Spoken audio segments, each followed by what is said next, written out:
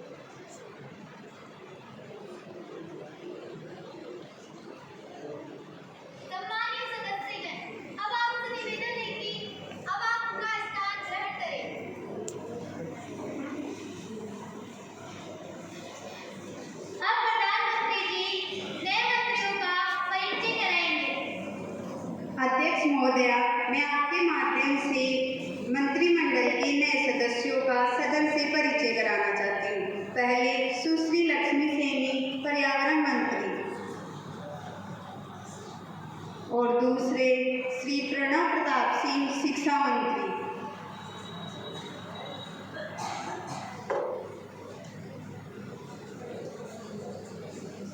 अब हम सदन में प्रश्नकाल की कार्रवाई शुरू कर रहे हैं। प्रश्न संख्या 101, सुश्री कोमल गुर्जर, कृपया अपना प्रश्न पूछें।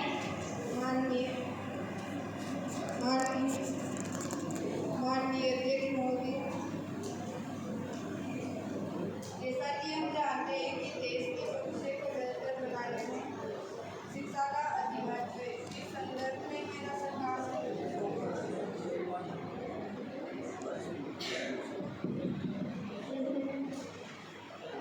माननीय अध्यक्ष महोदय, जैसा कि हम जानते हैं कि देश के भविष्य को बेहतर बनाने में शिक्षा का अधिमहत्व है। इस संदर्भ में मेरा सरकार से प्रश्न है कि शिक्षा की पहुंच में वृद्धि करने हेतु तथा व्यावसायिक प्रशिक्षण को बढ़ावा देने हेतु क्या कदम उठाए गए हैं? माननीय शिक्षा मंत्री जी, कृपया आप इस प्रश्न का उत्तर दें। अध्यक्ष महोदय, मैं सरकार की तरफ से ये आश्वासन देना चाहता हूँ कि सरकार शिक्षा में प्रगति हेतु निरंतर कार्यरत है। राष्ट्रीय शिक्षा नीति 2020 इस संदर्भ में एक ऐतिहासिक नीति है।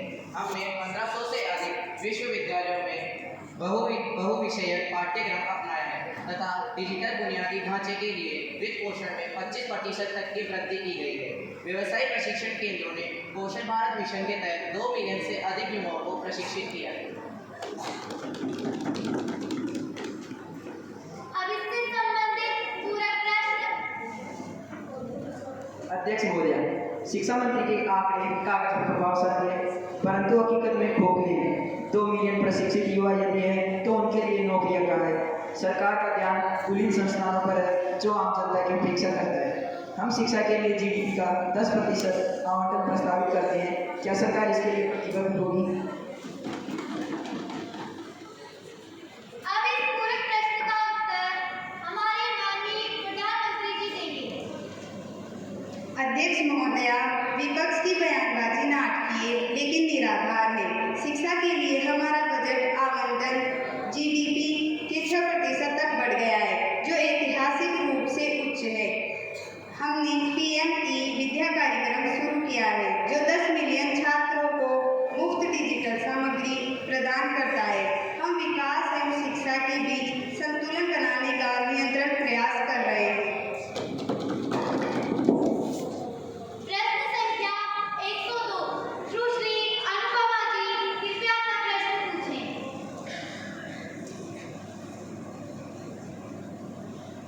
Honorable Speaker Madam, unemployment is a ticking time bomb.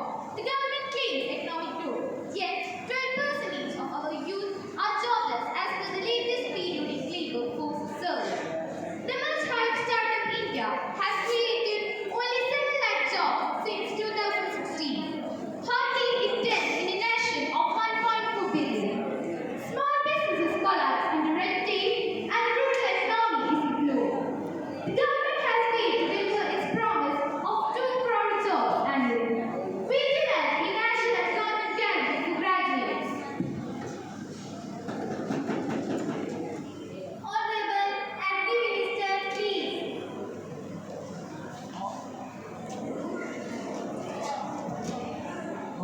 Honorable Speaker Ma'am, the opposition tries on despair, but facts tell a different story. The India's economy grows annually 7%, which is the fastest globally. On Startup India, we have hosted 100 unicorns, generating indirect employment for millions. The Mudra scheme has disbursed 40 lakh crore rupees to small entrepreneurs, 60% whom are youth. Employment is a global challenge, but we are tackling with innovation. No handouts, no oppositions, guarantees and fiction, fantasy. अब इससे संबंधित पूरक प्रश्न। Honorable Speaker Ma'am, unicorns for the urban lanes, don't fit rural use. Mudra loans are mere increase, and 40% of beneficiaries default due to lack of support. The government ignores the gig economy's exploitation. 70% of delivery workers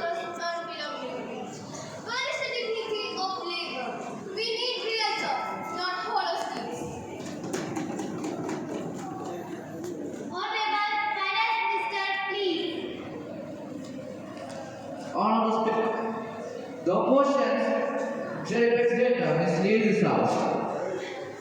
The gig economy has empowered 8 million youth with flexible work options.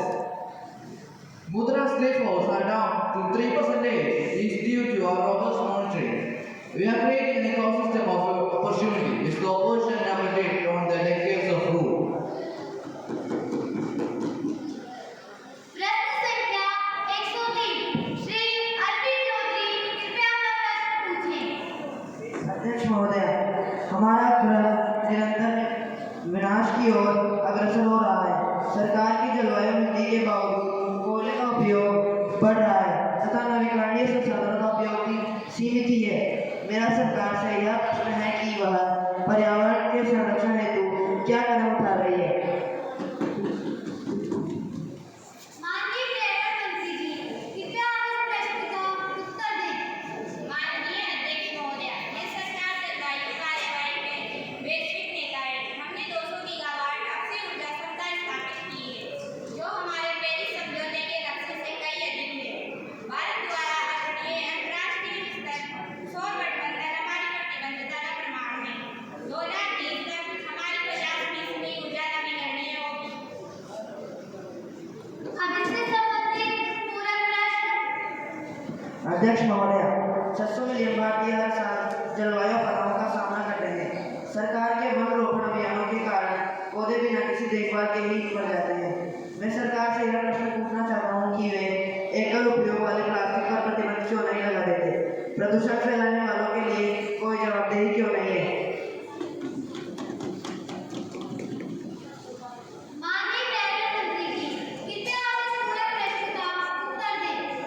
माननीय अध्यक्ष महोदय, सरकार single plastic को रोकने के लिए 2022 से ही प्रतिबंध लगा चुकी है तथा इसका अनुपालन 85% तक बढ़ा है। हमारे ग्रीन इंडिया मिशन ने 3 बिलियन पेड़ लगाए हैं, जिनमें से 70% ही जीवित बचे हैं। हमने 2023 से 1200 प्रदूषण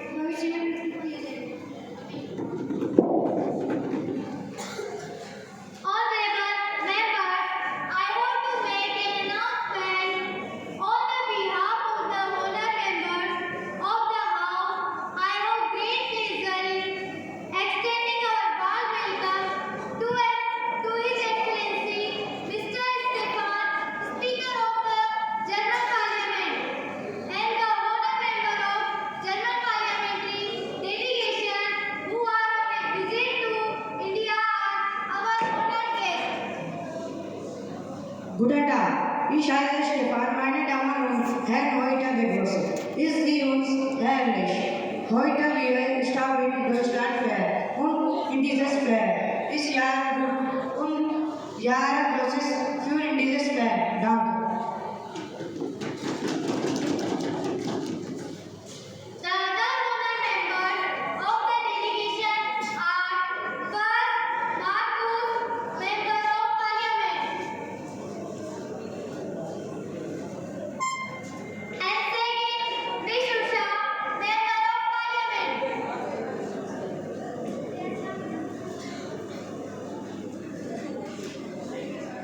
It is a very high power delegation who reached Delhi on Saturday, 25th March 2025.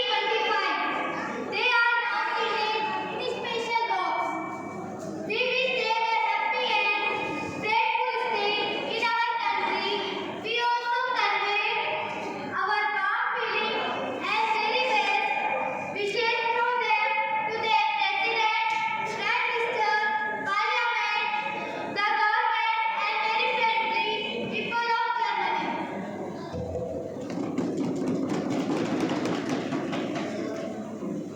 Now let's take up the calling attention. Mr.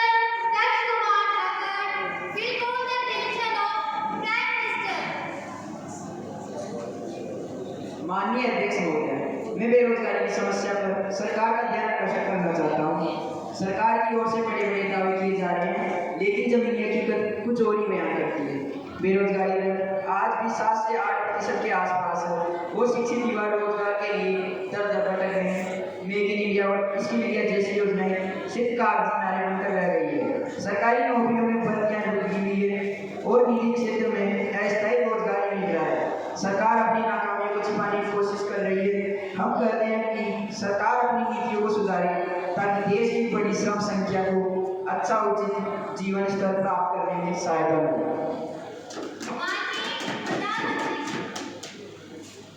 माननीय अध्यक्ष महोदय, मैं इस प्रस्ताव का विरोध करती हूँ। विपक्ष के आरोप निराधार है।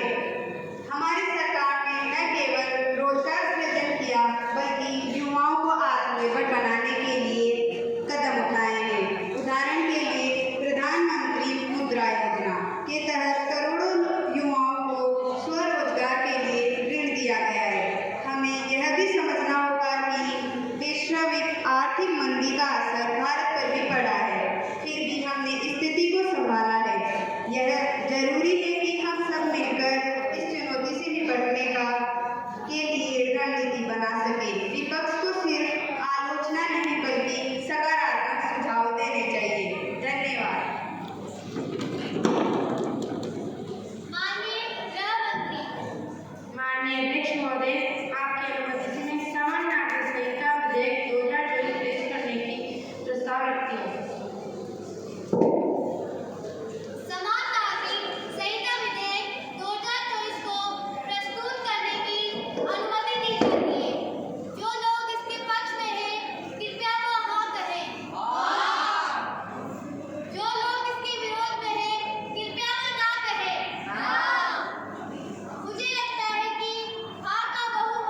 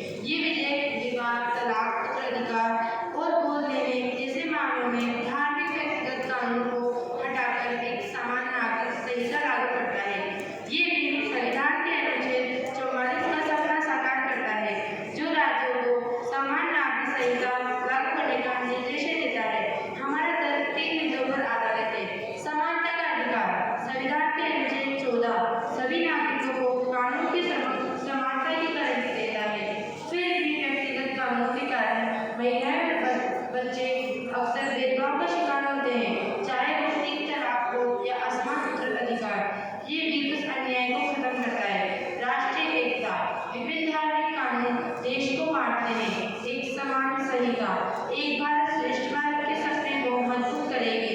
चाहे कानून नागरिकता पर आधारित होगा, न कि धर्म पर। आधुनिकीकरण पुराने रीति रिवाजों से बंधे कानून आज के समाज की जरूरतों को पूरा नहीं करते। ये बिल लेकिन न्याय आधुनिक मूल्यों को बढ़ावा देता है। विपक्ष से सांस्कृतिक हमला कर सकता है, लेकिन मैं पूछती हूँ, क्या समानता और न्याय सांस्कृतिक मूल्यों से ऊपर नहीं है? ये बिल किसी धर्म के खिलाफ नहीं बल्कि भेदभाव के खिलाफ है। मैं इस सदन से इसे पारित करने का आग्रह करती हूँ। श्रीमान दत्त कुमार, नेता प्रतिपक्ष। माननीय अध्यक्ष महोदय, सम्मानित सदस्यगण, मैं इस समान आचार संहिता विधेयक 2025 का विरोध करता हूँ। सरकार इसे समानता का प्रतीक बताती है, लेकिन यह वास्तव में भारत की सांस्कृतिक विविधता पर हमला है। यह भी एक सामान्य नाम पर एक रूप का थोप है, जो हमारे संविधान के मूल भावना के खिलाफ है। हमारी पहली आपत्ति है कि जहाँ अनुच्छेद 25 हर नागरिक को अपने धर्म का पालन करने की स्वतंत्रता देता है, व्यक्तिगत कानून हमारी धार्मिक पहचान का हिस्सा है। इस बिल से अल्पसंख्यकों और आदिवासियों के अधिकार छीन जाएंगे। वहीं दूसरी ओर सरकार के पास इस विशाल परिवर्तन की क्षमता नहीं है। ये केवल सामाजिक तनाव को ही बढ़ाएगा। इसके लिए भारत की ताकत उसकी विविधता में है। गोवा में पुर्तगाली प्रभावित कानून है, तो नॉर्थ ईस्ट में जनजातीय रीति रिवाज। क्या सरकार इन सबको मिटा देगी? सरकार इसे न्याय करती है, लेकिन यह बहुसंख्यकवादी एजेंडा है। हमारा प्रस्ताव है कि पहले मौजूदा कानूनों को मजबूत किया जाए, न कि जल्दबाजी में एक ऐसा बिल लाया जाए जो समाज को बांट दे। मैं इस सदन से इसे खारिज करने की अपील करता हूँ। माननीय प्रधानमंत्री जी, कृपया अपना विचार रखें। माननीय अध्यक्ष महोदय, विपक्ष का डर अतिशयोक्तिपूर्ण है। वे इसे धर्म के खिलाफ बताते हैं, लेकिन यह लैंगिक भेदभाव और असमानता के खिलाफ है। क्या 3 तलाक की पीड़ित महिला धार्मिक स्वतंत्रता का हिस्सा है? अनुच्छेद 44 कोई सुझाव नहीं, बल्कि संवैधानिक लक्ष्य है। विविधता की बात पर यह बिल रीति रिवाजों की नहीं, बल्कि न्याय को मिटाता है।